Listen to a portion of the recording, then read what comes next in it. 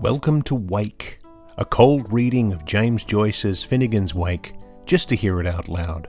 Join Toby Malone and TJ Young, along with some special friends, as we puzzle our way through what we once thought was an unreadable book to produce a surprisingly listenable podcast. It is Monday, August 12th, 2024. It has been 88 days since we have started reading, with 195 pages complete of 628, meaning we have 433 pages left to go and 31.05% of the way through Finnegan's Wake. Welcome to episode 15 of Wake, the podcast which is dedicated to naming all of the world's rivers, streams, ponds, bays, and other bodies of water, all in the name of fulfilling a long-held bucket list item, reading James Joyce's Finnegan's Wake out loud just once.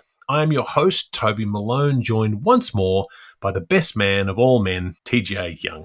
Hi, TJ. Oh, hi. Also, I love that there's a new superlative every time. It makes me feel good about myself, so I appreciate that. Of course. Yeah, absolutely. Well, you always have nice things to say about me, so it's easy to give it back. Well, because you're literally the best. But this is not a love fest. That's next episode where we just. So how's things going? You busy at the moment? I'm ramping up for the beginning of the school year. I'm trying to be very intentional about this ramp up. You know how it can be where you feel like panicked. You have to do all this stuff. And I sat down and I wrote it down. And I was like, I could do 2 things a day. Every other day leading up to it, and I'll be okay. So that's what I'm doing. I'm like, it's all fine. And as long as I have my syllabus and I stay 2 lessons ahead of the class, then I'm good. Exactly. And they're very lucky to have you. So we're everyone wins in that case. And then the new semester is always fun, meet new kids. Yeah, sometimes. And then sometimes, the first half of the semester, you know how it is. You're like, they're great. And then by the second half, you're like, this break could not come soon enough. Yeah, I agree. No, I do miss the teaching side of things a lot sometimes. But, I'm a teaching librarian now. So I do a little bit of teaching, but mostly it's on information literacy, which is a little less interesting than when I was teaching ancient Greek theatre and things. But, you take what you can get. And, I've got the beginning of the semester coming up myself. I bet you're getting all the requests from teachers being like, can you come to my class and teach them how to? Mostly it's, can you find me this article for free so I can put it in my syllabus? And I'm usually like, either yes, here it is in the catalog, or no, that's not. We don't own it. So, people want a free PDF from somewhere, whereas, you got to be above board when you're doing it all efficiently. So. Yeah, and then the teaching is going to ramp up a lot. But yeah. But speaking of ramping up, this week we wade into chapter 1.8, which is a very much intentional water pun, because this chapter is the legendary and much spoken of chapter entitled Anna Livia. So according to many scholars, this was Joyce's personally favourite chapter in the book. This is his ode to ALP, the watery beloved of our much maligned HCE. Edna O'Brien wrote a really interesting article, which I'm going to link to, really good article that was also a preface to a single edition just of this chapter that was published by Faber and Faber. So in that article, she talks about how when this chapter was first published, it was seen as the musings of a shipwrecked mind. But then later on, it come to be seen as one of the surest glimpses into Joyce's genius. Joyce himself said in a letter that this chapter was the one, quote, on which I am prepared to stake everything. So, yeah. So that was the one. This is the one he wrote it and he rewrote it and he rewrote it again. He wrote 7 different versions of this chapter. That's crazy. Yeah, and he would write, and we were talking last week a little bit about his manuscripts and how he would write in crayon and different color codes and things like that. And in the show notes last week, I did link to some images from that. It's worth checking out, just sort of seeing his work process. With this one, he wrote 7 versions, each one becoming a bit more rich and a little bit more detailed. And I'm also going to link to a Reddit page in the show notes that presents the first version of this chapter. So that shows you what it was at version 1, and then version 7 is the one that we get in the published edition. So it's kind of interesting. I haven't done a parallel analysis of it. When I was a younger man, I might have decided to spend a weekend doing that. But the comparative lit desire in you. Yeah, I did a lot of comparative analysis of Shakespeare when I was doing my PhD, but those days are behind me. But in total, Joyce claims to have spent 1,200 hours writing just this chapter, 17 pages worth. That's so long. What's the longest you've ever spent writing a short section of something, like writing, rewriting? Ooh, I mean, it's different because plays, you can sit there and be like, oh, I just need to remove this dialogue and cut this and add this, right? I mean, probably across a semester, but no more than like 20 hours, realistically, you know? Yeah, like 1,200 hours is like 50 days, 24 hours a day. That's crazy to me. Yeah, and then obviously he sleeps a little bit, so we're talking. And then this is over years he wrote this. So, but yeah, this is the one he kept coming back to. This is the really important one for him. So I'm interested in. I wanted to preface the chapter by talking about that because the importance for Joyce may filter into the importance for us as readers, or we may get to the end and say, what was all that about? Like we usually do. Was it worth 1,200 hours? Right. Well, yeah. I mean, that's the question. So, so this is one of the beloved chapters. This is the one that is held up by Harold Bloom and people like that. So, in this chapter, we're going to see a lot more of ALP, which stands as a symbol for the river Liffey that runs through Dublin.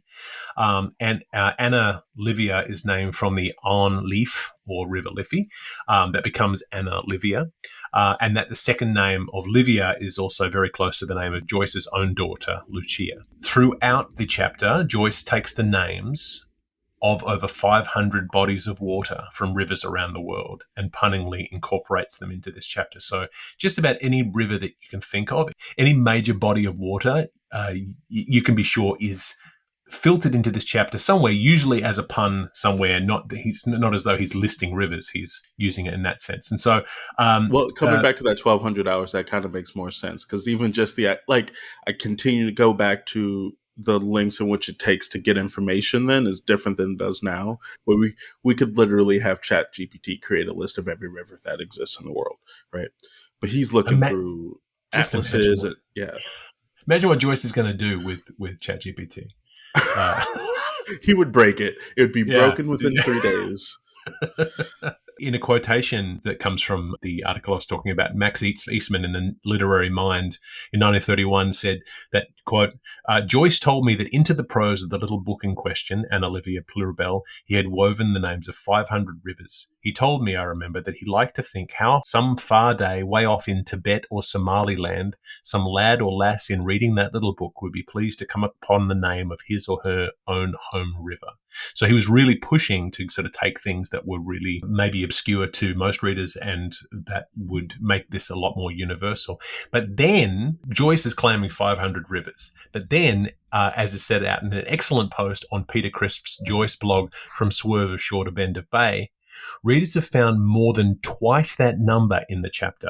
There are 1,117 rivers that are listed in Raphael Sleepon's Finnegan's Wake Extensible Elucidation Treasury, which is a just amazing spreadsheet of all of the water puns that are in here. So 1,117. While ALP does represent the River Liffey, the other hundreds of rivers named are her, quote, fluvial maids of honor, all running together to constitute a whole. So the idea of this oneness of all the water from all the rivers around the world that run into a single spot, obviously evaporated and then rained and then all the water. So it's a really beautiful image of the idea that ALP as the Liffey is also all of the water in the world.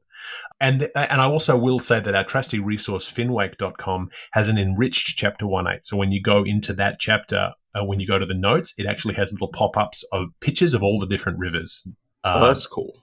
that are being referenced. So if anyone's interested in finding their river, you can see images there. I don't know if it's exhaustive, but it certainly is. There's a bit of bits and pieces in. So yeah, as I said, for a great summary of the moments throughout the chapter, Edna O'Brien's article is really indispensable. As soon as she started talking about what was happening in the chapter, I kind of tuned out because that's not what this podcast is about. We're here to read it, and then there may be details that I missed, but. Because this podcast has nothing to do with illuminating things, so I'm not going to go into any detail that she talked about, but I'm going to let Joyce speak for himself. So this week, I've decided that I'm going to attempt a solo summit of this mountain. I'm going to do 1/8 by myself in its entirety, just to test my fortitude. And we're going to do it all in one go. We're not going to break this up into 2 sections like we have before. I'm going to hit 20 pages in one go. There's a chance that I'll tap out. I don't want to, but I may just get to the point where it's just too much. And this also forces TJ to stay on book. Yes, so TJ, we'll be back reading next week, I promise. I just wanted to try this one time.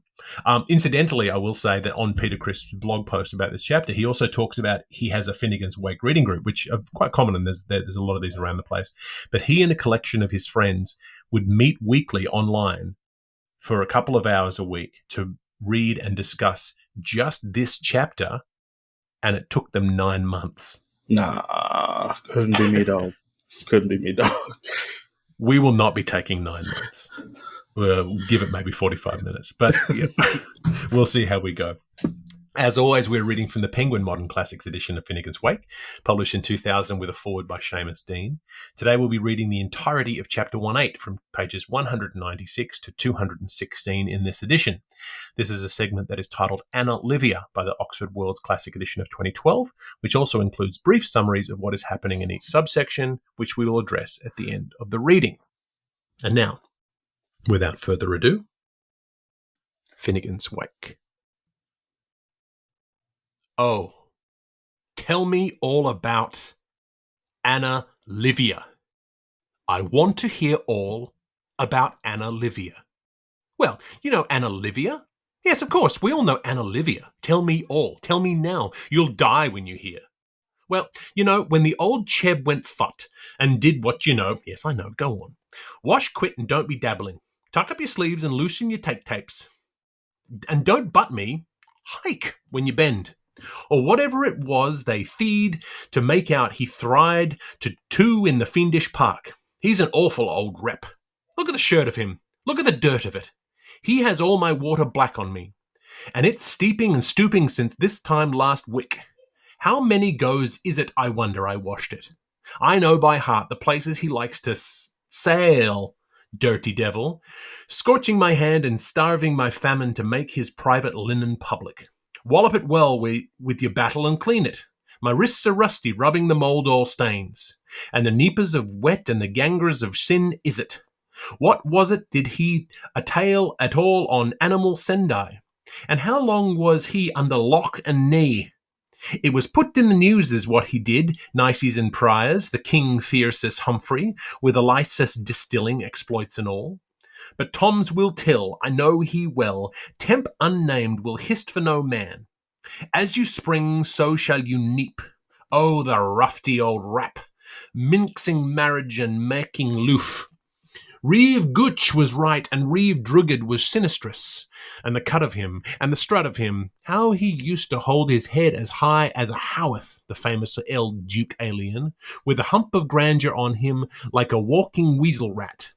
And his Derry's own drawl, and his Cork's own blather, and his doubting stutter, and his Galloway swank.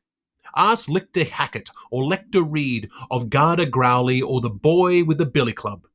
How elster is he a called at all? Kirpel? Huge's caput early fowler. Or where was he born? Or how was he found? Gothland, this town on the Cattegat? New Hunshire, conquered on the Merrimack. Who blocksmit her saft anvil, or yelled lep to her pail? Was her bands never loosened in Adam and Eve's, or were him and her but captain spliced? For mine ether duck I thee drake, and by my wild gaze I thee gander. Flowy and mount on the brink of time makes wishes and fears for a happy isthmus. She can show all her lines with love licensed to play, And if they don't remarry, that hook and I may. Oh, pass more that, and Oxus another. Dom dom dom dom dom, and his wee folio. Was his help insured in the Stork and Pelican against bungalows, flu, and third risk parties? I heard he dug good tin with his doll, Delvan first and Dublin after, when he raped her home, Sabrine Asthore, in a parakeet's cage by dredgerous lands and devious delts, playing catched and mithed with the gleam of her shadow, if a flick had been there to pop up and pepper him. Past old Min's Mance and Mason's All Fou, and the rest of Incurables and the last of Immurables, the quaggy wag for stumbling. Who sold you that jack-o'-lantern's tail? Pemmican's pasty pie. Not a grass hoop to ring her, not an ant's grain of ore. In a gabbard he barked it, the boat of life, from the harbourless Invercan O'Keen till he spied the loom of his landfall, and he loosed 2 croakers from under his tilt, the grand Phoenician rover. By the smell of her kelp they made the pigeon house. Like fun they did. But where was himself, the timoneer? That merchant man he surveyed the scutties right over the wash, his camelier's burnous breezing up on him, till with his runagate Baumpriss he rode and burst her bar. Pilco Mayo, suck Toctowan, and the whales away with the grayling. Tune your pipes and fall a-humming, you born Egypt, and you're nothing short of one. Well, tell me soon and curb your escumo. When they saw him shoot swift up her Sheba sheath like any gay Lord Salomon, her bulls they were roaring surfed with spree. Boyarka Bua, Boyana Bue. He earned his little bunbath hard, our staley bred, the trader. He did. Look at here. In this wet of his prow. Don't you know he was cult a baron of the brine, Wasserborn the water baby? Havermara, so he was. HCE has a codsfic E. Sure, he's nearly as bad her as him herself. Who? Anna Livia? Aye, Anna Livia. Do you know she was calling back bandit Sals from all around Nyumbanu, Chambachu, to go in till him, her erring chief, and tickle the pontiff Acy Oicy? She was? Got a pot. Yusul the Limat, as El Negro winced when he wanced in La Plate.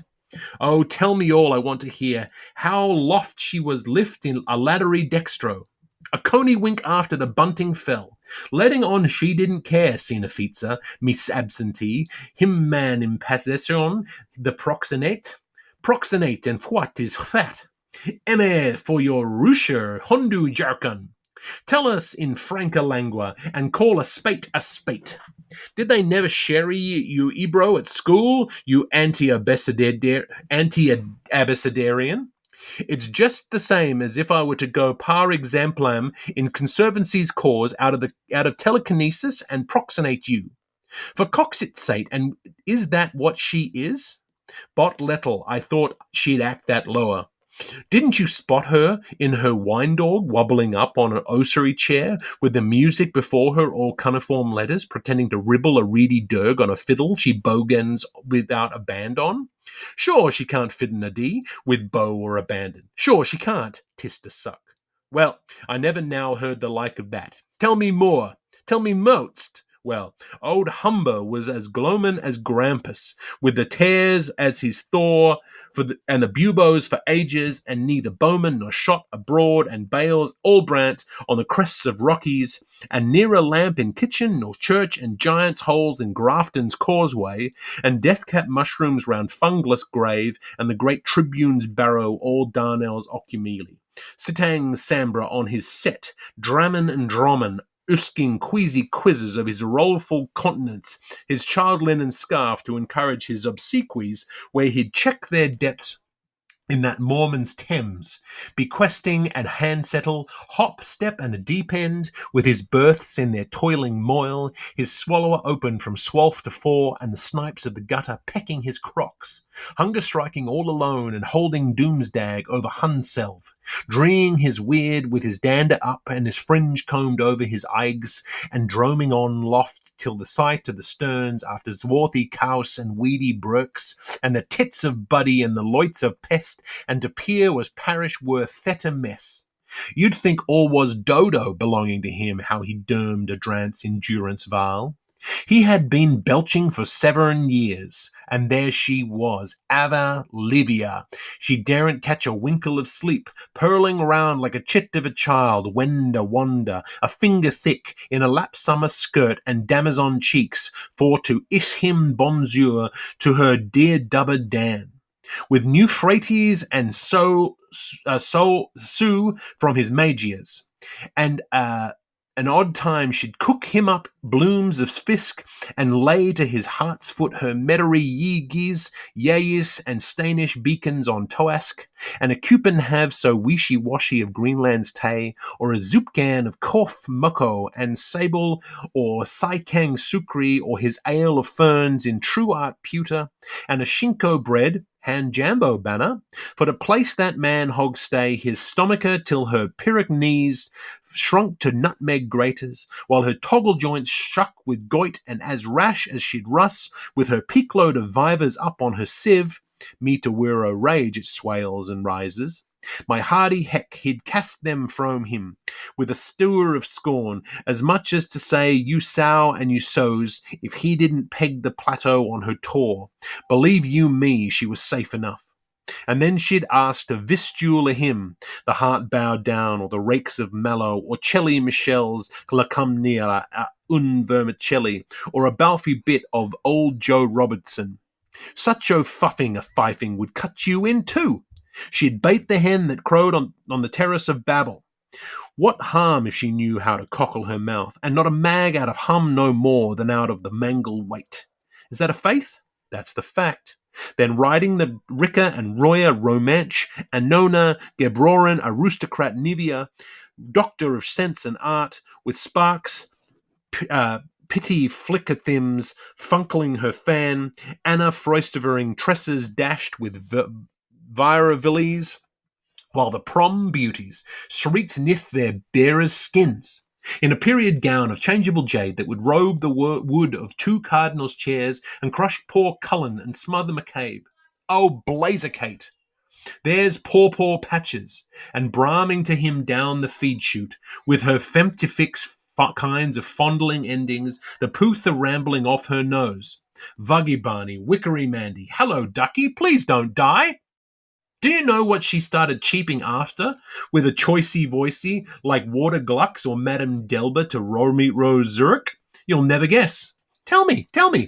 Phoebe, dearest, tell me, and I loved you better, you know. And letting on hoon var daft about the warbly sangs from over Holman, high hell skirt, saw ladies hen smoker, lily hung pigger. And so on, and so forth, in a tone sonora, and bother below, like Berry in his sandy coat, so umvelosy, as deaf as a yawn the stult. Go away, poor default dearie, you're only teasing. Anna live? As chalk as my judge. And didn't she up in sorgs and go and trot doon and stand in her duro, puffing her old dudheen, and every servant, silly girl, or winsome farmerette walking the pile-end roads, sawy, fundily, dairy or mary, millicure, orny or graw?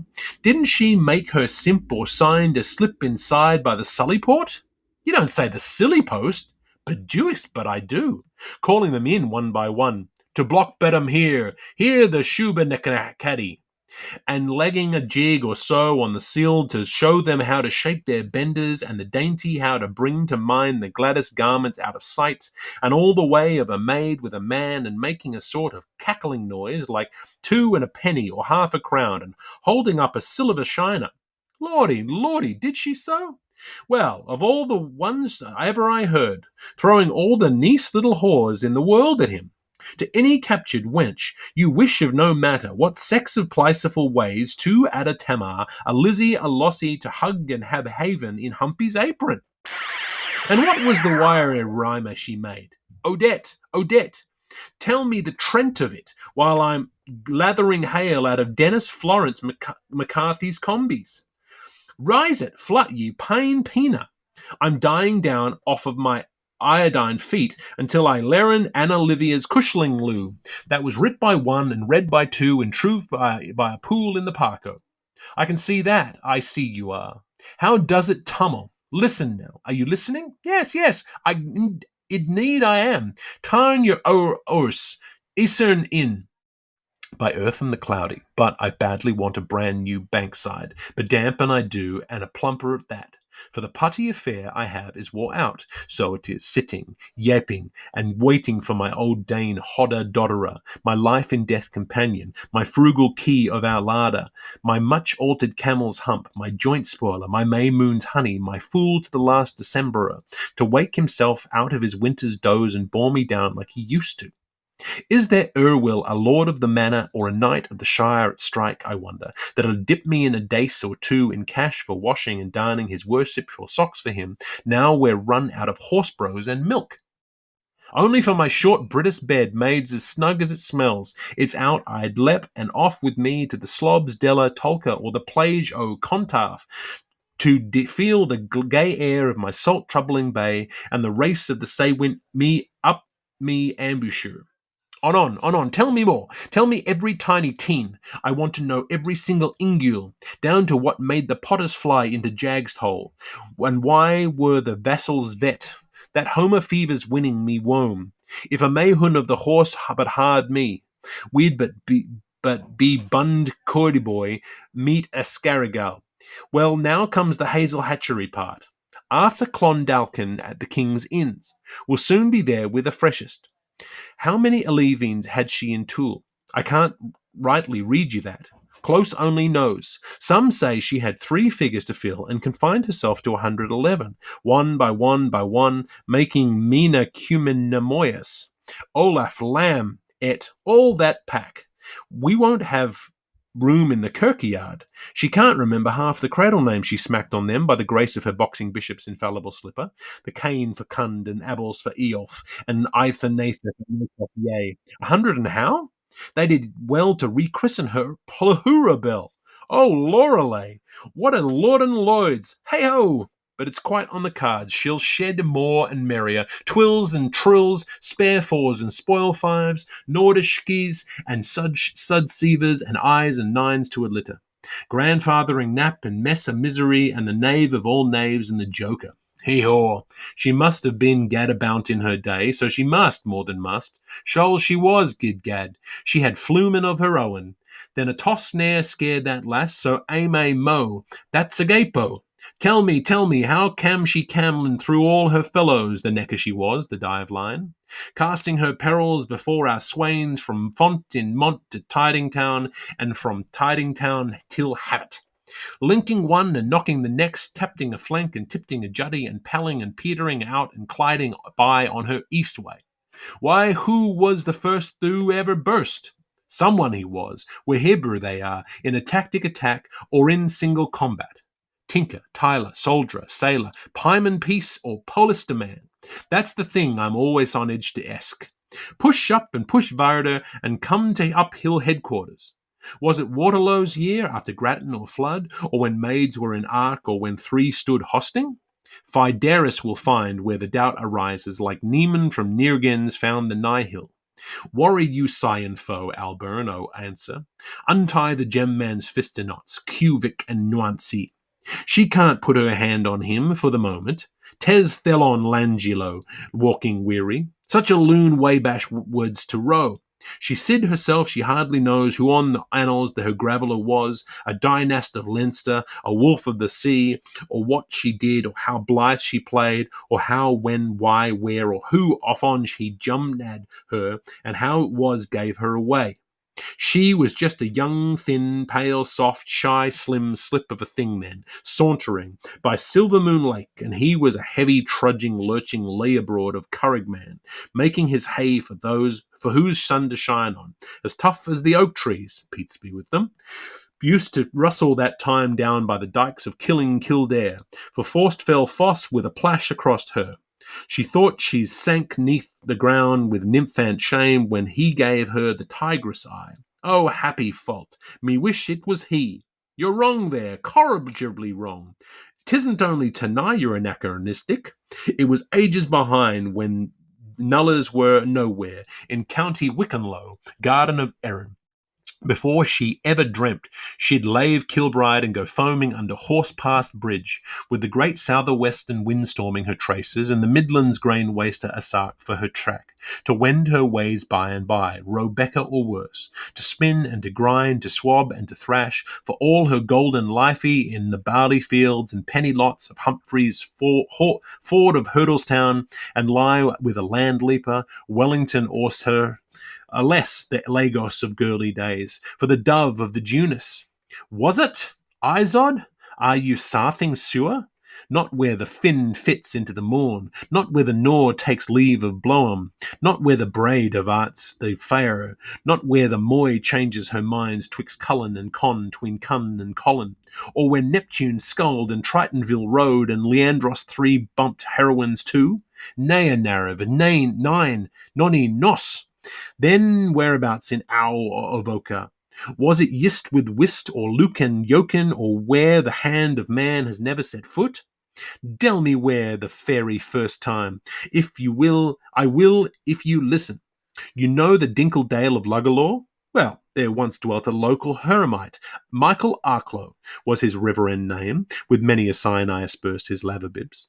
And one Venersderg in June July, oh so sweet and oh so cool and so limber she looked, Nance the Nixie, Nanon le Esco, in the silence, in the sycamores, all listening, the kindling curves you simply can't stop feeling.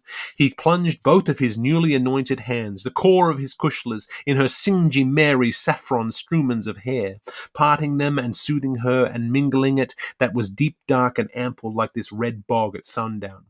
By that veil thou clothes lucid glack, the rainbow's heaven arches wronged arranged her.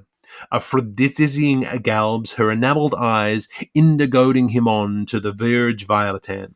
Wish a wish, why a why, Mavro. Letty lurks, laughing light, throw those laurels now on her daft tase song Petrock. Mass!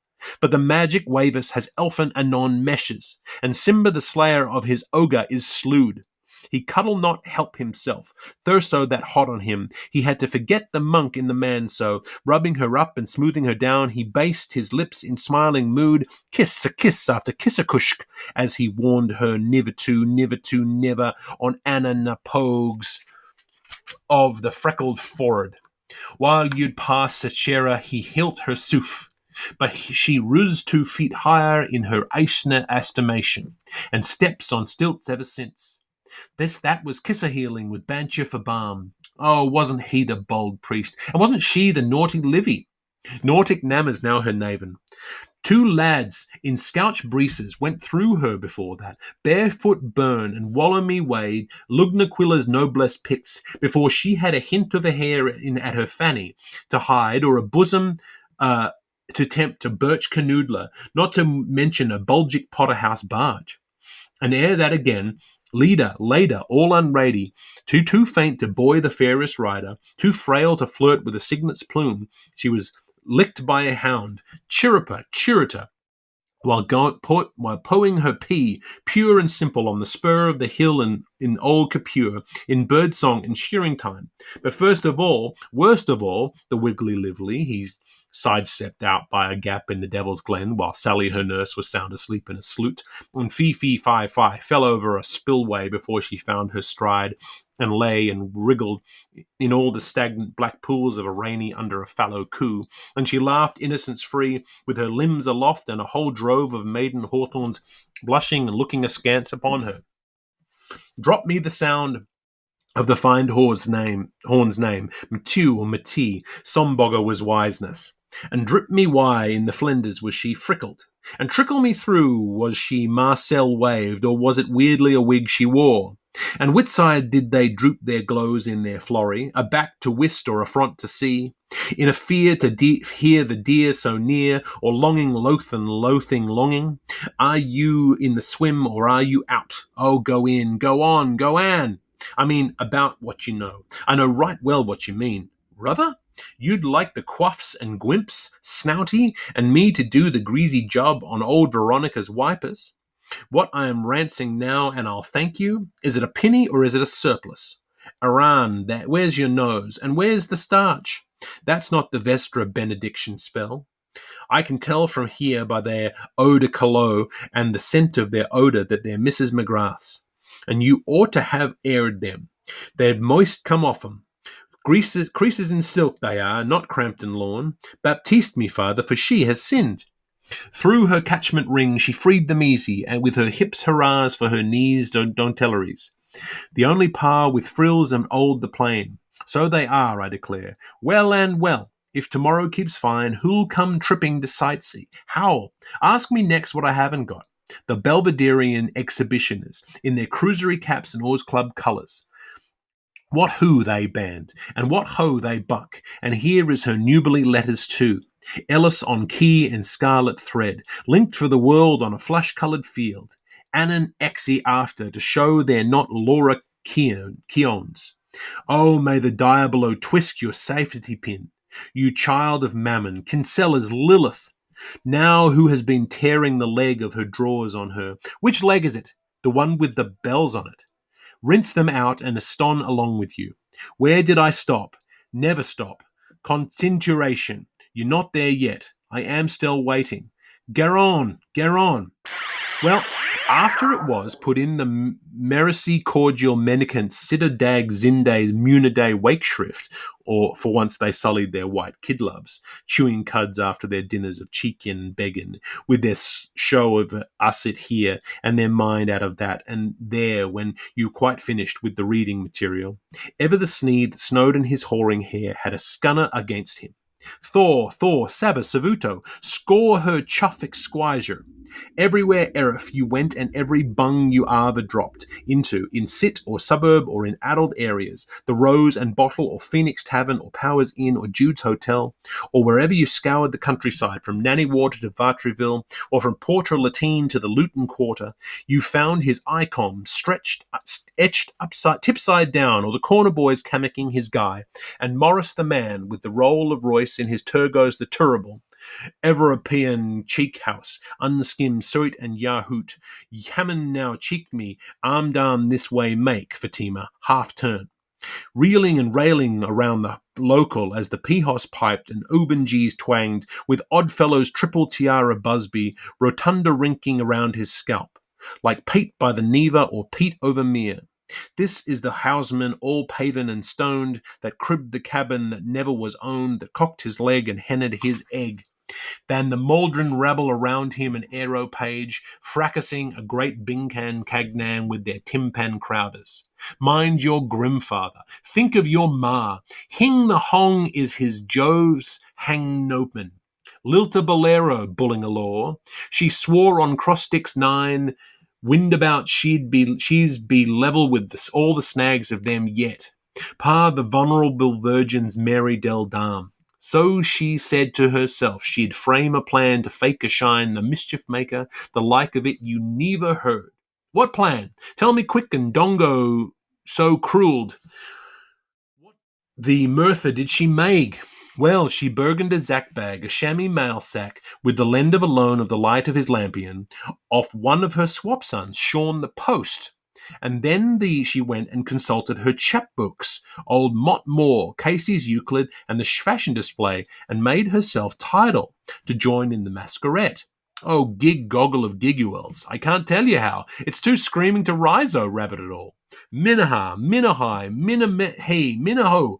Oh, but you must really make my hear it gurgle, like the fairest gargle in a dusty durgle dargle. By the holy hell of Mudheart, I swear I'd pledge my chance of getting to heaven through Tirry and Killy's mount of impiety to hear it all, every word. Oh, leave me my faculties, woman, a while. If you don't like my story, get out of the punt. Well, have it your own way, so. Here, sit down and do as you bid. Take my stroke and bend to your bow. Forward in and pull your over the poise. Lisp it slaney and crisp it quiet. Deal me longsome. Tongue your time now. Breathe that deep. Though it's the fair way. Hurry slow and shalt you go. Lend us your blessed ashes here till I scrub the cannon's underpants. Flow now. O'amore and pooly. First she let her hair fall down and flustered it to her feet, in Teviot's winding coils. Then, mother naked, she shampooed herself with gala water and franguant pistana mud, whopper and lure, from crown to sole. Next, she greased the groove of her keel, warths and wares and mole and itcher, with anti-fouling butterscotch, and turpentide and serpentine, with the leaf mould she ushered round prunella aisles and the slats done, quincy-cunct, all over her little Mary. Peeled gold of waxwork, her jelly belly, and her grains of incense anguille bronze. And after that she wove a garland for her hair. She pleated it. She plaited it, of meadowgrass and river flags, the bulrush and water weeds, and of fallen griefs of weeping willow. Then she made her bracelets and her anklets and her armlets and a jetty amulet for necklace of clicking cobbles and pattering pebbles and rumble down rubble, Richmond and rare, of Irish runa stones and shell marble bangles. That done, a dork of smut to her airy eye, Anushka Litushevich Puflova, and the lilliput cream to her lilipines, and the pick of the paint box for her pommettes, from strawberry reds to extra violets, and she shendered her Baudelaire maids to his affluence, Silegia Grand and Kershi Real, the two Chersines, with respects from his missus, Sipi and Suery, and a request might she pass of him for a minikin. A call to pay and light a taper in Brie Honorosa back in the sprizzling. The cock striking mine, the stall's bridely sign, there's Zambosi waiting for me. She said she wouldn't be back, she wouldn't be half her length away.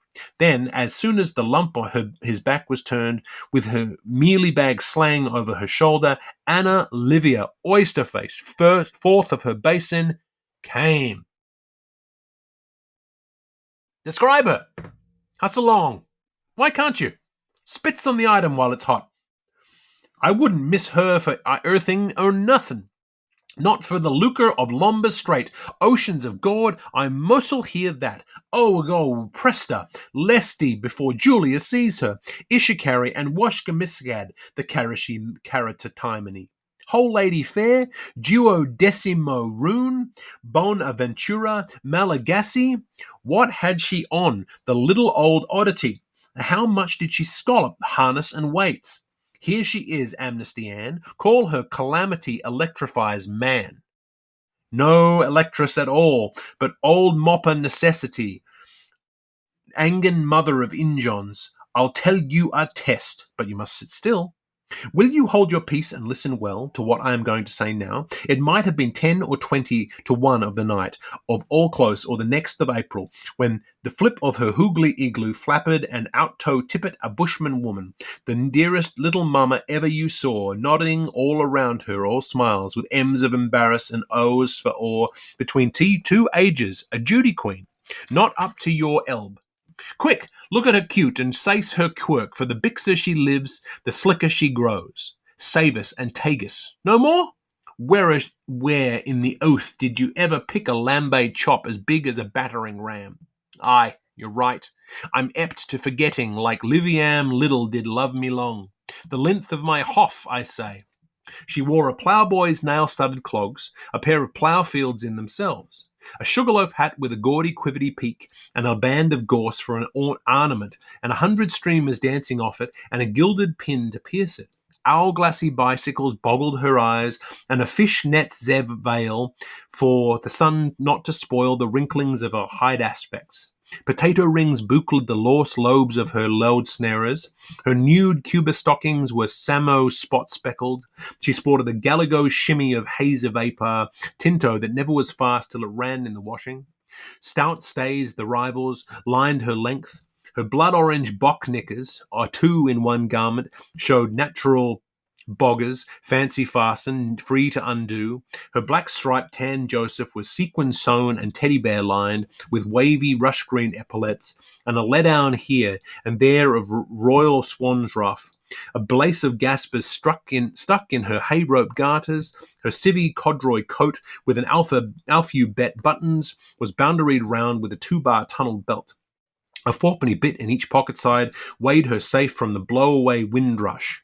She had a clothes peg tight astride on her jokey's nose, and she kept on grinding a something quaint in her fumy mouth, and the reek of the fuve of the tail of the gowan and her snuff-drab Seola's skirt trailed 50-odd Irish miles behind her Lungar roads. Hell's bells. I'm sorry I missed her. Sweet Gumpy Tum, and nobody fainted.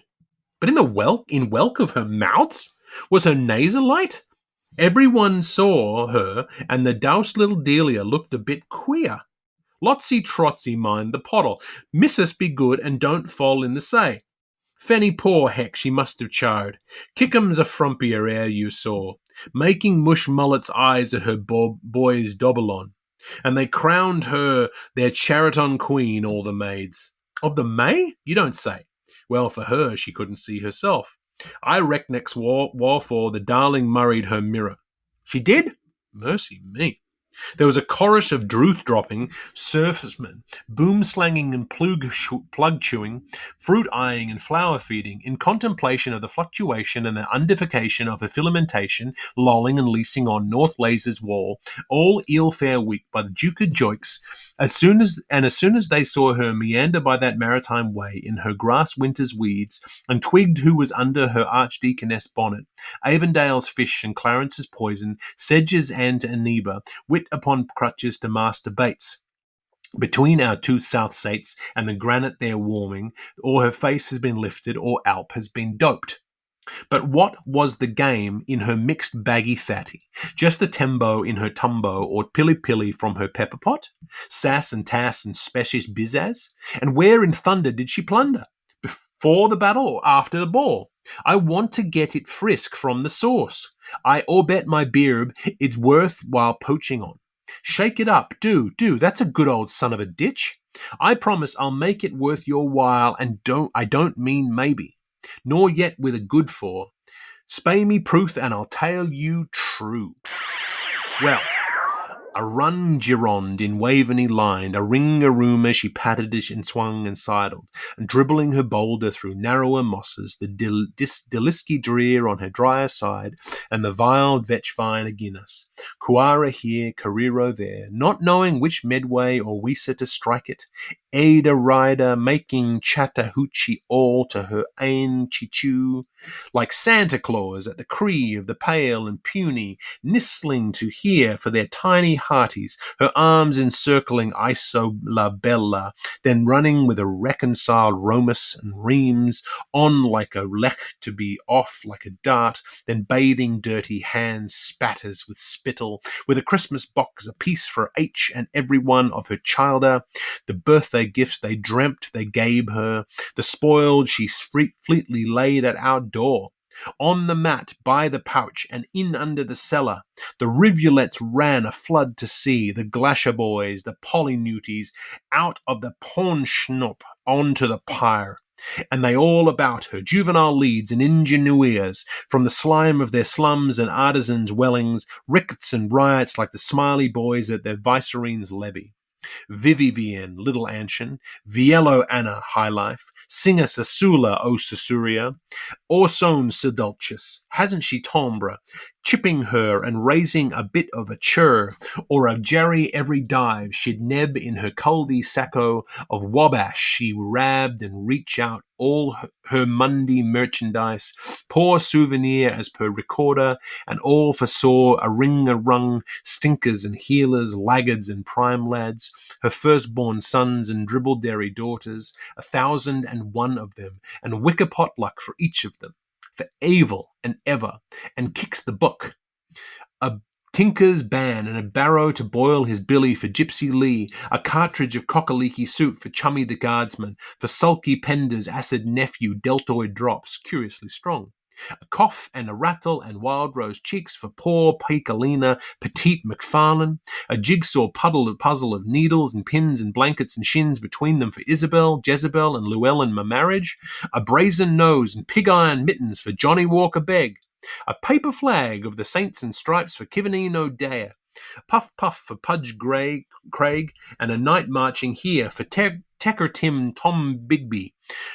Waterleg and gumboots each for Bully Hayes and Hurricane Hartigan, a prodigal heart and fatted calves for Buck Jones, the pride of Conliffe, a loaf of bread and father's early aim for Val from Skibbereen, a jaunting car for Larry O'Doolan, the Ballyclea Jackeen, a seasick trip on a government ship for Teague O'Flanagan, a louse and trap for Jerry Coyle, slush mince pies for Andy Mackenzie, a hair clip and clack dish for Pencilless Peter, that 12 sounds look for G.V. Brooke, a drowned doll to face downwards for modest sister Anne Mortimer, altar falls for Blanchise's bed, wild ears breechettes for Magpeg Wappington, to Sue Dot a big eye, to Sam Dash a false step, makes snakes in clover, picked and scotched, and a Vatican viper catches visa for Patsy Presbys, a rise every morning for Standfast Dick,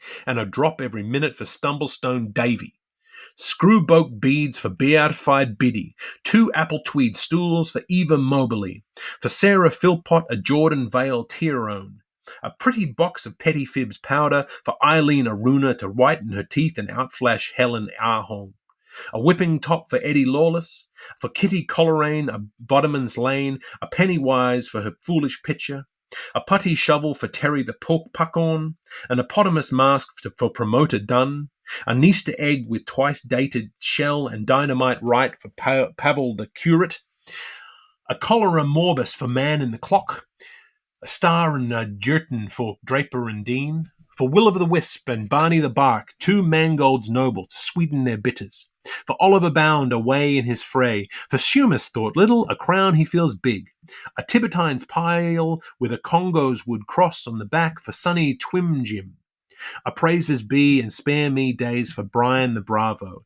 Penty Plenty of Pity with Luby lashings of lust for Alona, Lena, Magdalena, for Camilla, Dramilla, Ludmilla, Mamilla, a bucket, a packet, a book, and a pillow. For Nancy Shannon, a Chwami brooch. For Dora Riparia Hopenwater, a cooling douche and a warming pan. A pair of Barney Braggs for Wally Ma. A hairpin slate pencil for Elsie Oram to scratch her Toby. Doing her best with her vulgar fractions. An old age pension for Betty Belazar. A bag of the blues for Funny Fitz. A Missa Pro Misa for Taff the Taff.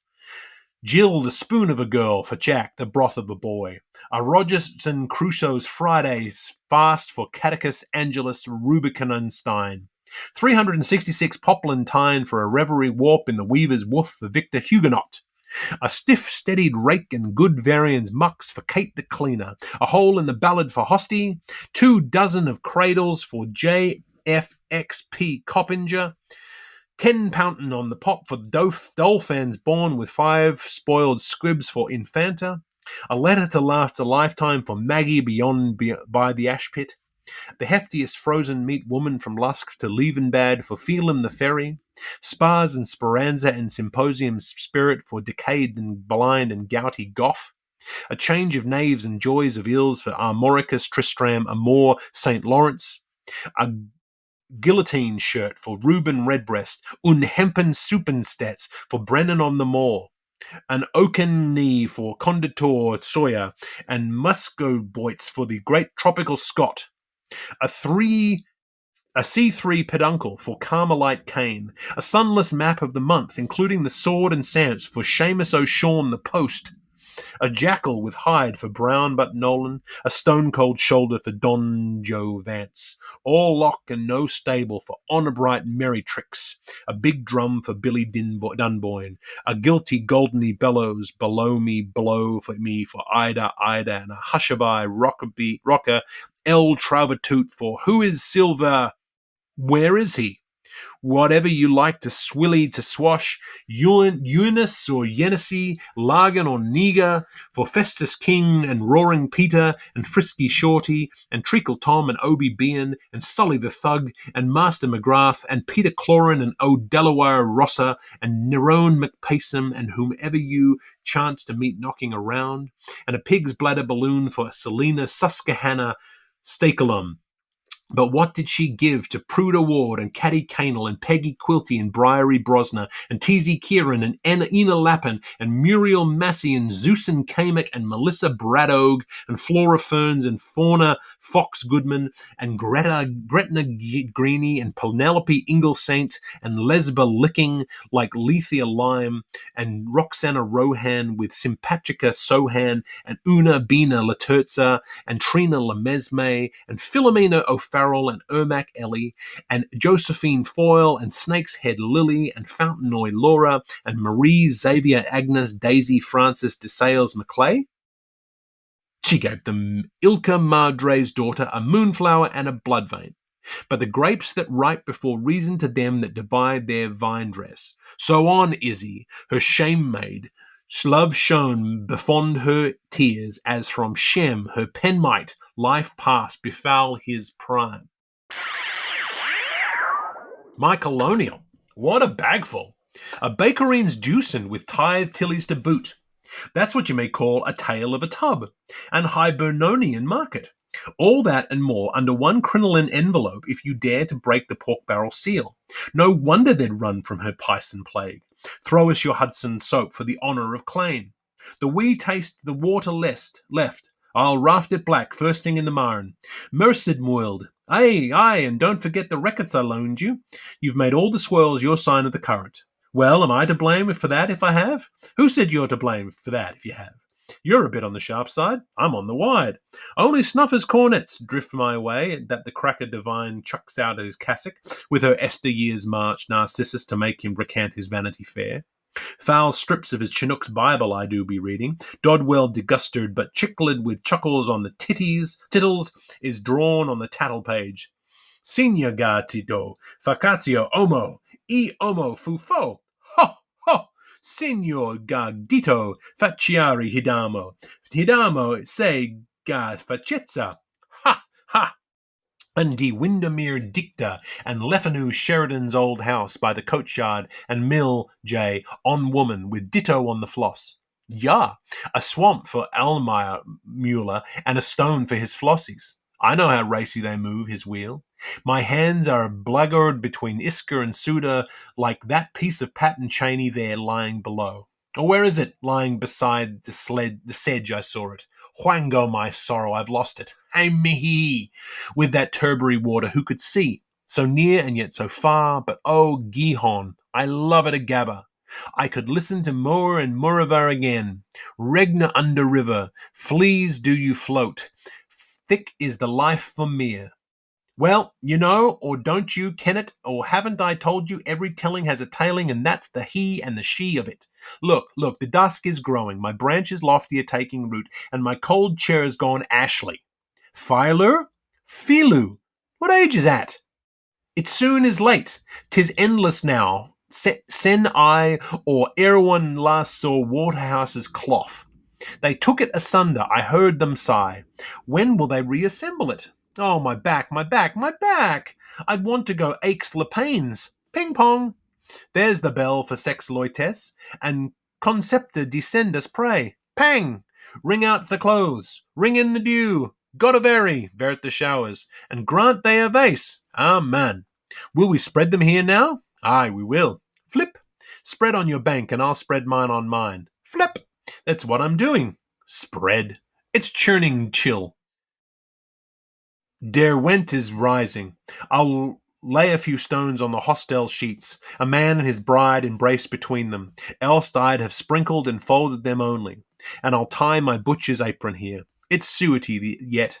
The strollers will pass it by. 6 shifts, 10 kerchiefs, 9 to hold to the fire, and this for the code, the convent napkins 12, 1 baby's shawl. Good Mother Joseph knows, she said. Whose head mutter snores? Deet aces. Warno are all her childer, say. In kingdom gone or power to come, will glory it be to them, Father. Alluvial, some here, more no more, more again lost alla stranger.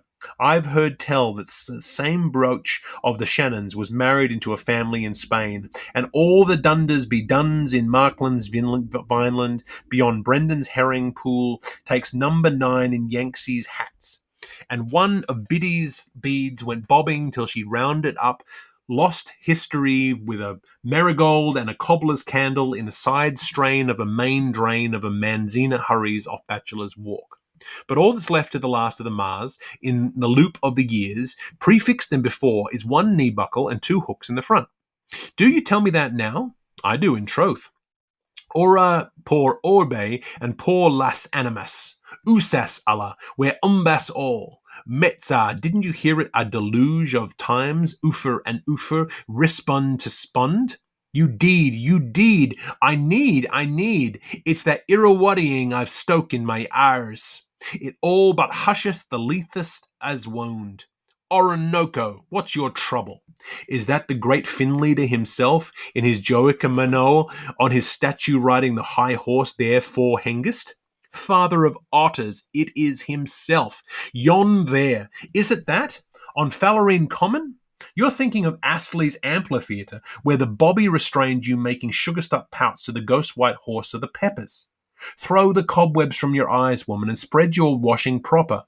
It's well I know your sort of slop. Flap. Ireland sober is Ireland stiff. Lord help you, Maria, full of grease. The load is with me. Your prayers, I sont zo. Madamagamagat. Were you lifting your elbow?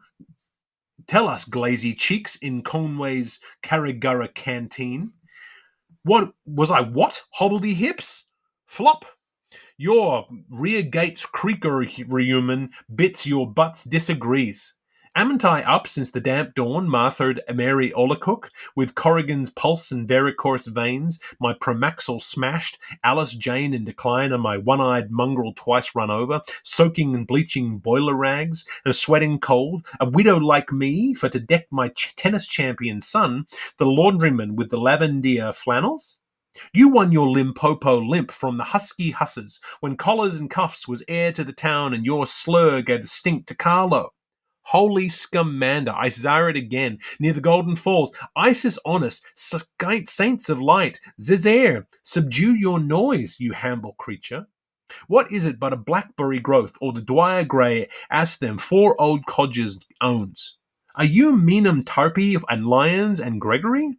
I mean now, I thank all the 4 of them, and the roar of them that draves that stray in the mist, and old Johnny McDougall along with them. Is that the Poolbeg flash abeyant, far, or a fireboat coasting near the Kishma, or a glow I behold within a hedge of my Gary come back from the Indies? Wait till the honeying of the loon, love. Dear Eva, little Eve, die. We die, Eve, little Eve, die. We see that wonder in your eye. We'll meet again. We'll part once more. The spot I'll seek, if the hour you'll find. My chart shines high where the blue milk's upset. Forgive me quick, I'm going. Bye-bye. And you, pluck your watch, forget me not, your even load, so save to journey's end. My sights are swimming thicker on me by the shadows to this place. I sow home slowly now by own way, Moy Valley way, Towie I true, Rathmine. Ah, but she was the queer old Scotia anyway, Anna Livia. Trinkettos. And sure he was the queer old bunts too, dear dirty dumpling, Foos the father of Fingalls and Dottergills. Gammer and Gaffer were all their gangsters. Hadn't he 7 dams to wive him? And every dam had her 7 crutches, and every crutch had its 7 hues, and each hue had a differing cry? Suds for me and supper for you, and the doctor's bill for Joe John. By for, he married his markets, cheap by foul, I know, like any Etrurian Catholic heathen, in their pinky, lemony, creamy burnies and their Turkish Indian mauves. But at Mildkidmas, who was the spouse? Then all that was fair, 'tis elven land, teams of times and happy returns, the Siam anew. Ordovico and Viricordo, Anna was, Anna is, plura bells to be. Northmen's thing made South folks place, but how multi-pluritors made each one in person. Latin me that, my Trinity scholard, out of your Sanskrit into our Iran. Hercus, Silvus, Ebolaneses. He had bucket goat paps on him, soft ones for orphans. Ho, Lord, twins of his bosom, Lord save us. And ho, hey, what old men? Hot? His tittering daughters of Hook can't hear with the waters of the chittering waters of flittering bats, field mice, balk talk. Ho! Are you not gone a home? What, Tom Malone? Can't make with a balk of bats, all thim liffering waters of. Ho, talk save us, my foos won't moose. I feel as old as on yonder elm. A tale told of Sean or Shem? All Livia's daughter sons, dark hawks near us. Night, night, my hoe head halls. I feel as heavy as yonder stone. Tell me of John or Sean. Who were Shem and Sean, the living daughters, sons or daughters of? Night now. Tell me, tell me, tell me, elm. Night, night. Tell me tale of stem or stone. Beside the rivering waters, of hithering, thithering waters. Night.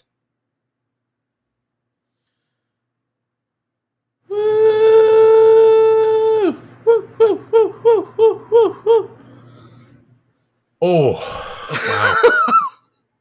Sometimes you say, I think this is a good idea, and then you get into it. It's like, I feel like people who run marathons. Who get 5 miles in and think, what have I done? Every break, I was like, every time there was an indent, I was like, huh? Okay. That was chapter 1-8 in its entirety from Finnegan's Wake, and officially the end of book 1. TJ, what do you think? So, couple things.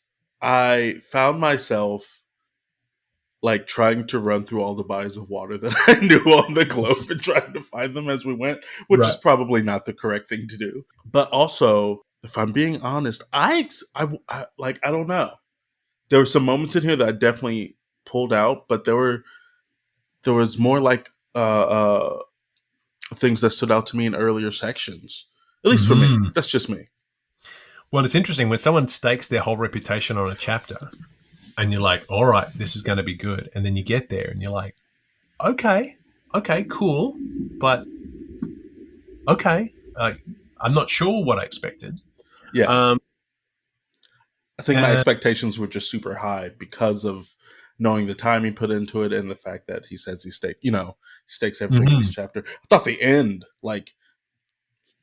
kind of is one of those things that like sticks the landing and feels like the end of book 1 in a proper way. You know what I mean? It's interesting that it has that frame around it, the washerwomen, at the side of the river telling a story, and then they tell a story. One has the information, the other one wants the information, and so it's an easy structure to get behind because you go, oh, okay, well, I can see where we're going here, and then following all the way through so that until they part at the end of the day because as the sun goes down and night falls over this river, over this mythical river.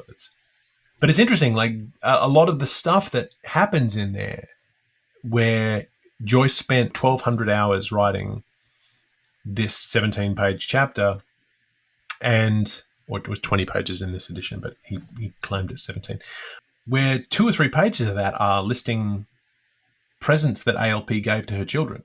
Yeah. her 111 children. And you go, this is really fun to read, and it's kind of really quirky, and, I need someone to put together some, like a Santa Claus list with all of these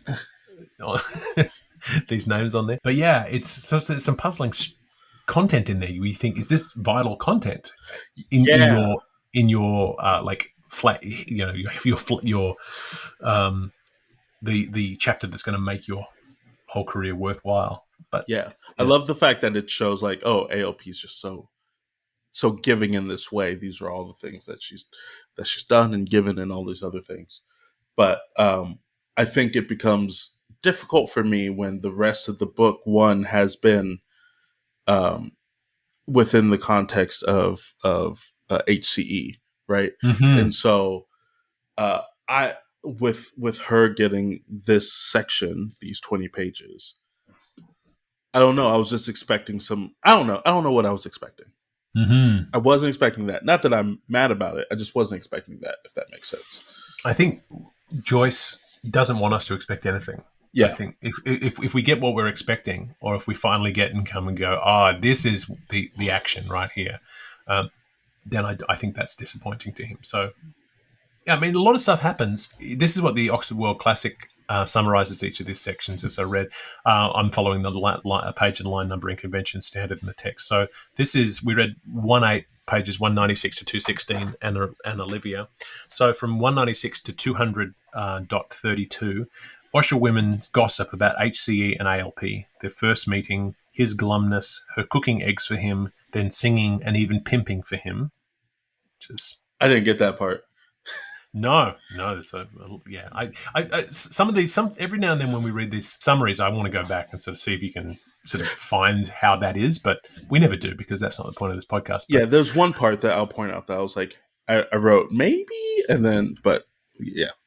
233 to 205.15, ALP's complaint, her many children and early sexual experiences, which I want to know how these washerwomen know all this stuff. Yeah, you got all this story.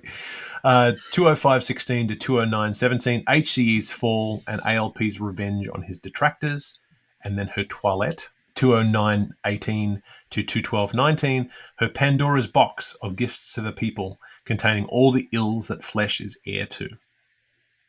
And that's a quote from Ellman, page 564. And then from 212.20 to close, chat about washing, night comes on, the gossip becomes inaudible, they go their ways.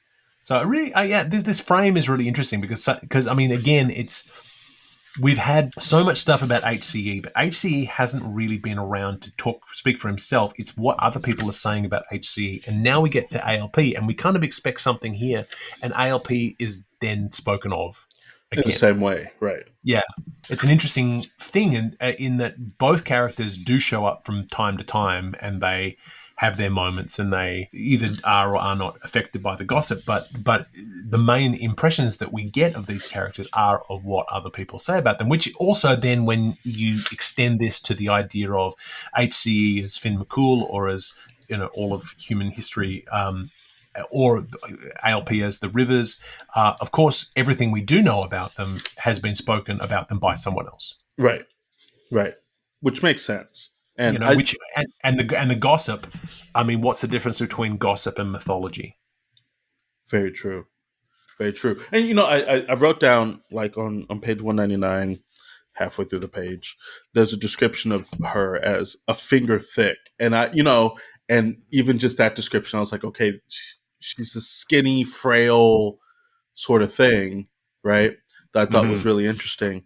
And then I had where is it? There's a section where they talk about these two boys with these sort of trousers had gone through her, and I was like, is this what I think it is? Right. And so I think because of the metaphor of the river, I also started to wonder, I was like, what is river talk, versus like her as a person. Yes. Yeah. And I feel as though, and a lot of it comes down to like Joyce is well known for very much eroticizing water and rivers. He has had a bit of a fetish for watching women pee in rivers. One of his things, and he was really excited about underwear, and so there's a lot of his own proclivities come out in Ulysses, and then also in this. So it's interesting that there really is that blurring. But of course, if we go back to the dream narrative, then of course there's blurring, and that's how that goes. I mean, Edna O'Brien says that Anna is his signature in his last lonely and embattled months, a time of mounting hostility towards Finnegan's Wake, his daughter Lucia and his inspiratrice committed to an asylum, walking in the snow in Zurich with his little grandson, his eyes hidden with thick dark glasses, entrenched in that same darkness that he had, in high-hearted youth, pitied in his hero Ibsen. It was January 1941, Europe in the throes of war, and Joyce, his heart a drone, unknowingly on the brink of death. Ugh. Gosh. So he's pouring a lot into this, but it seems like most of it is for his own edification, whether or not it's supposed to be accessible. Yeah, I finally put the finger on what I guess I was expecting and what I was kind of caught back by is this idea that the earlier half of the book is about HCE and all the things that he has that people accuse him of, and and a lot of them are sexual exploits, and so I guess I expected, I don't want to say a pure version of ALP to come in, but it was like whenever page 209, it was like wit upon crutches to masturbates, and I was all like, okay, Yeah. I was like, where's the juxtaposition here? But I do think that this is interesting in the way that uh, HCE sexual exploits are listed versus ALP sexual exploits. You know what I mean? And just the way that they're talked about, where HCE is kind of dragged through the mud, where I don't get that same sort of feeling about ALP. It's like, this is just what she's done. Yes. And we also have, this is one of the chapters, we don't have it for all the chapters, but this is one of the chapters where we have a recording of Joyce reading it out that was commissioned by linguistic psychologist C.K. Ogden, who was translating the text into an invented language called Basic English. It was a recording that was aired on the BBC. It was sold at music stores in London. It was used in cross promotion when they published the Anna Livia chapter by itself. And so apparently, and the little snippet that I love best says, due to the decline in Joyce's eyesight, photographic enlargements of a printed edition were kept on hand in the recording studios. The letters were not big enough, however, and Ogden reportedly stood by Joyce, whispering into his ear the author's own words. Oh, so man. He was so busted that he couldn't. So let me see if this works here. Well, don't you ken it, or haven't I told you? Every telling has a tailing, and that's the he and the she of it. Look, the dusk is growing. My branches lofty are taking root, and my cold chair's gone ashly. Feeloo. What age is that? It soon is late. 'Tis endless now since I or one last saw Waterhouse's clock. They took it asunder, I heard them sigh. When will they reassemble it? Oh, my back. I'd want to go to Aixley Pains. Ping pang, there's the bell for sexolitis. At Concepta de send the spray. Pang. Ring out the clothes, ring in the dew. So, if we get a sense of what Joyce, I'm assuming that Joyce was reading that in exactly the way that he felt like he heard it in his head. So it's interesting to hear it in his own voice in terms of the speed. Obviously, there's an Irish accent in there. Yeah. But in terms of, and there's a lot of personality in there. And that was one of the things that I really missed when I was reading it, is I was like, there are two voices in here, these washerwomen, with a little bit of preparation. You could ensure that you made it clear who was talking to who. Preparation is not something that we do very much of. So, I say that I've got all this. I was like, you say that. Yeah, I spend a little bit of time doing it, but I don't do as much as I should. But yeah, hearing it that way, you kind of, because I brought up in the past the Toronto Theatre Company who are doing the entirety of The Wake in performance here in Toronto, and the actor who does it is Irish, and he does it very, very, very quickly, so quickly that it becomes sort of. It's funny, it's very charming, but it's also so fast you can barely take it. Whereas Joyce isn't doing that. And I when I first heard that there was a recording of this, I thought Joyce would be just about unintelligible. But speeding through it in such a way, yeah. Yeah, and so it's interesting. It really makes me go, okay, I feel as though we're on the right track for the way that we're reading it, whether or not we're hitting everything correctly. But yeah, really interesting. I thought finding did you find any? Did you find your river? Was it Allegheny in there? Did you get there? Did you say it? I don't know. I might. But that was the interesting thing. I regretted not setting ourselves a challenge of circling every river we found as we went, because I felt as though sometimes you would see two words next to each other and you would say them and you'd be like, oh, that's a river. I just said a river. Yeah. Or there'd be someone's name and that name was very clearly just the name of a river in Poland or something. Well, yeah, and also you have to, like, the fact that he bastardizes words. I was like, okay, I know the Niger River, sure, but Yanansi, I was like, is that the Yancey River? Like, what, you know? Absolutely, it is. Yeah, I found the Humber, which is a river here in Ontario. Lots of different ones. I mean, obviously, big ones. The Thames is in there. Yeah. The Nile is in there. And then others which are very, very obscure. And in one of those articles that I was talking about earlier, they talked about how they had a really hard time tracking down one of the references, and it was an incredibly obscure river that had been since renamed.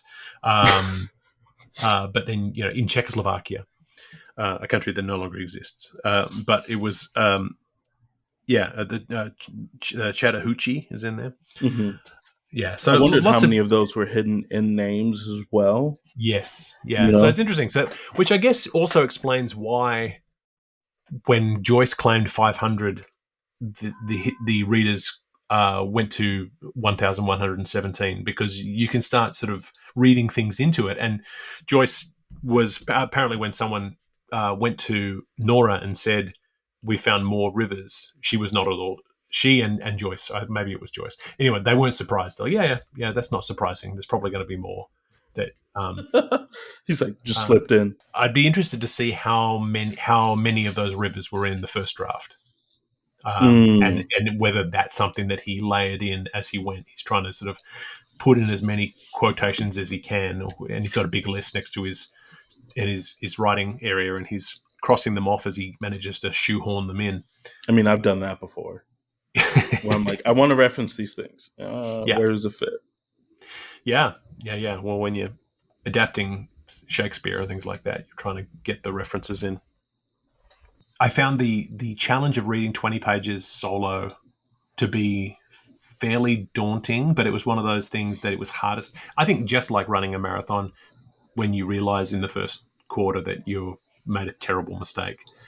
If you dwell too much on that, you quit. Right. And then I don't know if it came through in the recording, but my kids were making all sorts of racket. My daughter's got a friend over, and so they're making all sorts of noise upstairs. And then I had a cup of tea here I really wanted to sip from, but I was just like, I don't know. I've got to find a spot to be able to do that. Thinking things like, I should have gone to the bathroom before we started this. But in the end, I hit a stride and felt pretty good about it by the end. Yeah, I could I was looking at the page count. I was like, okay, he's halfway. He's good now.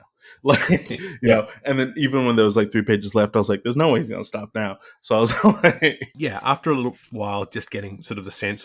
Once we got into the list of presents, I kind of felt like I was pretty much home free from then. Whether or not it's listenable because it's a long one, I don't know. It's the time will tell. There's one line from this that I do love.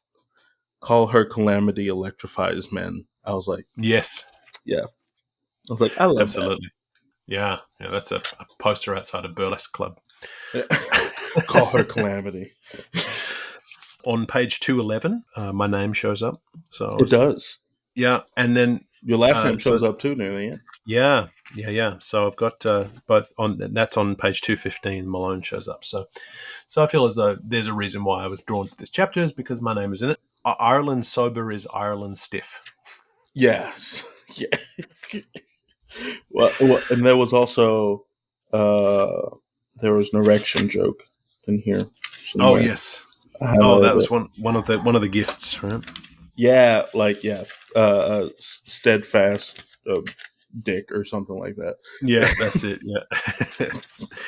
And then we have Hosty Frosty, and Kate Tip, and Festy King all show up again. They do to get gifts. It's like, oh, hi, friends. Yeah, so that's nice to a hole in the ballad for Hosty. So throwbacks to our friends from earlier in the book. Night Marching Hare, I thought was Victor Huguenot. I was like, that's nice. And I loved on page 198 to call someone an anti-abecedarian. I don't know if abecedarian is a word in my lexicon, not at all. In lexicon, but it's one that's worth having. Abecedarian, because it's spelled ABCED. Mm-hmm. It's someone who learns. So because the first 5 letters are the first 5 letters of the alphabet, an abecedarian is someone who is a student, a learner. So like, listen here, you dummy. Yeah. So someone who's an anti-abecedarian. which I like that one too. Our Staley bread as opposed to daily bread, I thought was good. Yeah. That's a good old son of a ditch. I was all about. And with those corruptions, I'm always so interested to see, and maybe it's worth looking at the first draft to see whether or not those corruptions are still there. Because I kind of feel as though there's a version of this book where he's written it kind of in straightforward language and then he's made the corruptions. I think he was probably quick enough to make the corruptions on the spot as he went. But I wonder if you were to take all those corruptions out and translate it back into straightforward English or go-ahead plot, like he says, what does it look like? I mean, maybe it's also... It's not intended to be that way, but it's one of those interesting things. I'm interested to see whether those corruptions happen on the spot or whether they happened in a later draft where he goes back and takes what he's written and then corrupts it so that it's a little wittier. Yeah, like Lord help you, Maria, full of grease, the load is with me. Yeah. I was like, that it reads of like stand-up comedian sort of like quick to jest, but I'm with you. And how much of this was, I know the plot. Now I can to fuddle with it. Yeah. On the bottom of 208, she said, no, she did mercy me, but mercy with an S-E-Y. Obviously, the Mersey River in Liverpool. Just things like that, where he's very clearly delighting in the ability to fold these things in. And when I said mercy me on the reading, the reader wouldn't hear that pun. Goes back to what we said. You need to have your book with you. Yep. Although if you're driving, don't do that. Yeah, don't do that. No, that's not a good idea. But oh, what fun. Well, this has turned into a long one, which is Joyce's fault, so I'm going to blame him. But I'm not sad that I got to spend an hour and a half with you. But I know you have a busy day, so I'm going to say that is all the time we have this week for Wake. We return next week to start into Book 2. But before we do that, before we start Book 2, we are going to maybe summarize Book 1. We're going to come back with a special episode next week to just talk about what we found in Book 1 and what was interesting. It may just be a reiteration of all the things we've already said, but that's fine. No one's listening, so it's fine. We have some listeners and we love you for listening. Constantly astonished every time I release an episode and then the listening stats go up, but very glad that you're here. And then after that, we were going to get into Book 2 where things start to really get wacky. Looking forward to that. No, there's some weird stuff on the page that we're like, okay, how we... Yeah, but if you are concerned about how we're going to manage it, rest assured we are bringing in the experts. Neil Wexler will be joining us for the hard stuff. So Neil, who you remember from the first season, who knows all the things about the book, he's going to be here to help us with night lessons, which is the tricky tutu, but that's a few weeks away. So we'll wait until we get there. Yeah. So I've been Toby Malone, joined as ever by TJ Young. Thank you so much, TJ, for being here. As always. Course. Yeah. And we bid farewell to Book 1 and look ahead to new challenges. See you next week, submariners and boaters. This has been Wake, a cold reading of James Joyce's Finnegan's Wake, just to hear it out loud. If you've made it this far, thank you for your dedication. Join us next week for another segment of Finnegan's Wake and a chat about what we've found. Wake is a Moon Street Media podcast, engineered by TJ Young and Toby Malone. Our theme song is The Ballad of Perce O'Reilly, arranged and performed by Meg Logue after James Joyce. Wake is recorded in Canada, where Finnegan's Wake is in the public domain. For community and bonus content, join us at our free Patreon at patreon.com/wakepod. If you have questions about Finnegan's Wake, don't ask us. We're just as confused as you are. See you next week.